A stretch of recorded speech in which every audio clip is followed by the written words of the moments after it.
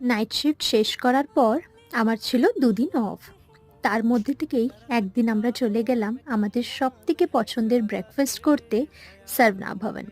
তোমরা অলরেডিই জানো আমি খাই কি বলো তো? ঘি মসালা দোসা। আর তন্ময় খায় মিনি টিফিন। কারা, কারা আমার দলে আর কারা, কারা তন্ময়ের দলে কমেন্ট সেকশনে জানিও কিন্তু। খুব শিগগিরই আমার নতুন জায়গায় জয়েনিংয়ের ডেটও এগিয়ে আসছে। আর আমার হোটেলেও লাস্ট ওয়ার্কিং ডে কালকেই। তো ভাবলাম এরপরে কিরকম টাইম পাবো দুজনে একসাথে জানি না।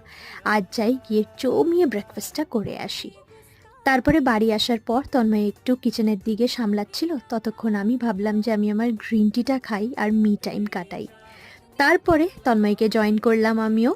দুজনে মিলে ভরপুর গল্প করতে করতে রান্নাটা সেরে নিচ্ছি।